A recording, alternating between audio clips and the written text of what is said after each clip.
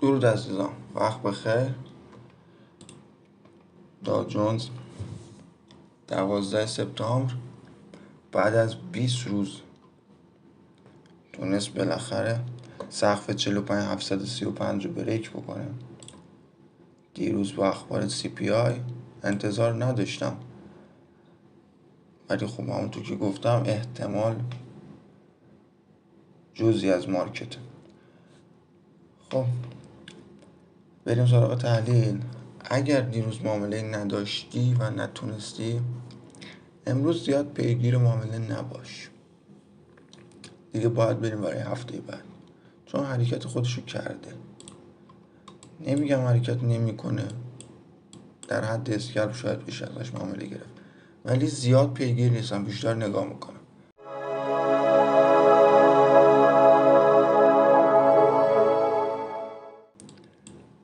طبق این حرکت اسپایک و فیبویی که انداختم و اصلاحی که داشت، فیبویی اکستنشنش تا یکش اومد که شد این خط مقاومت. الان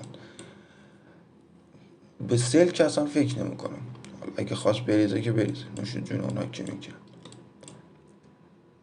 ولی هر پایین زدنی و هر سلی که نشونت بده اصلاحی هست برای معامله بای. با دیدی که من دارم توی 4 ساعت میبینم، شاید 5 دقیقه حسابش فرق داشته باشه. خب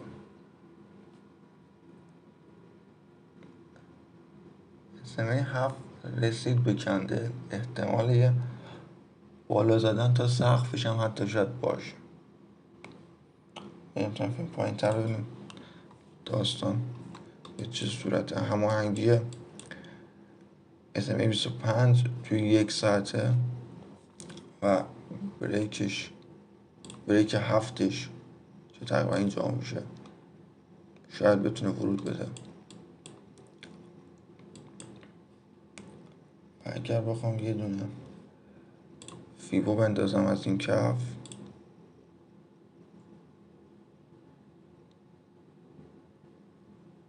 اصلاح زود هنگامی هست اگه بخواد همینجا شروع کنه به بالا رفتن. انتظار من دیگه تا نیم بود، از اینجا تا اینجا، به خصوص این محدوده برای من بای خوبی میسازه. تو 1 ساعت هم چیز خاصی نداریم. یه اسپایک رفته توی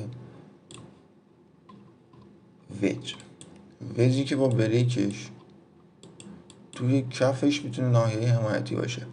یعنی ویدیو رو میخوام سریع آپلود کنم که اگر اینجا توی این ناحیه های کف بتونی تحلیل کندلی ببینی، شاید بشه یه اسکلپ ریز یا یه پوزیشن روزانه تا این سقف بشه ازش گرفت. 5.5 هم مثل این که یه اخباری هست.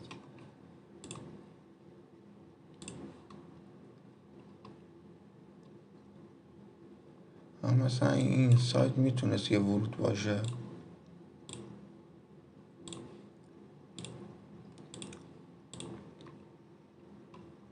یه 6 میداد. اگه تو این کفات تاییدیه خوب دیدید، میشه یه پوزیشن داشت بای یا شکست این ناحیه و پول بک بهش،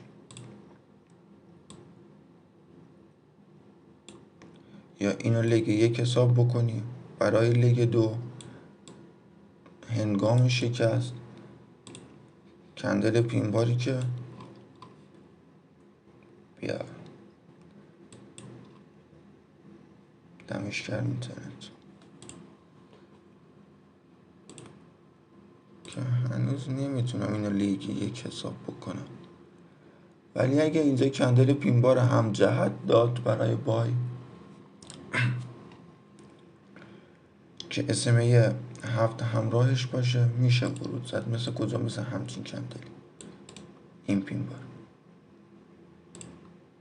استاپ سل زیرش، استاپ پشتش، تو R3 اومده تقریبا.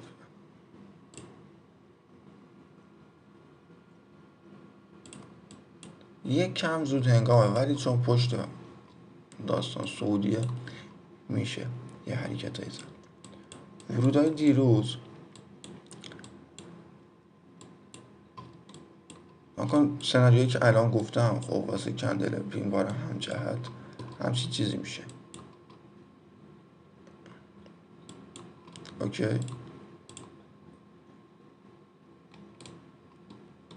یه لگ اومده همزمانی با بریک، شاید اینم بگیم. خب اینم هست. آیا این استاپ شده؟ ببین یه موضوعی هست، وقتی میگم استاپ بای بالاش باشه، استاپ پشتش، تو این کندل فعال نشد، تو این کندل هم فعال نمیشه. خب اگه بالاش گذاشته باشی، وقتی کندل پشت کندل استاپتو میزنه این فیل میشه. این کندل اومده زده کلا کنسل شد. اگر این کندل تا اینجا میومد میبست، کندل بعدی میومد باز میشد و فعال میکرد، اون موقع اوکی بود. یعنی تا وقتی که پشتشون نزنه برای تو تاییدیه هست. بعد همونطور که دیروز گفتم ناحیه‌های سل توی این نقاط میشه. اگه ریجکت ببینیم ناحیه‌های بای این محدوده میشه که دقیقا خورد رو این ناحیه.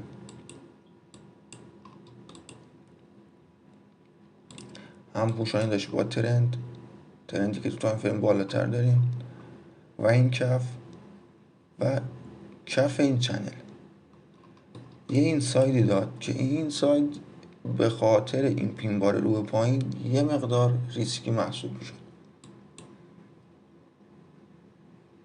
اما جای مهمی برای بای بود، میشد ریسکیشو کرد به هوای سقف و به هوای شکست سقف که سقف شکست.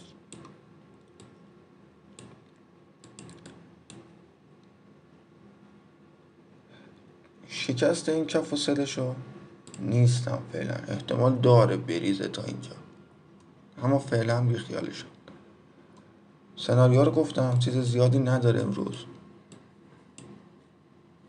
ممنون که تا اینجای ویدیو همراه ما بودید. خدا نگهدار.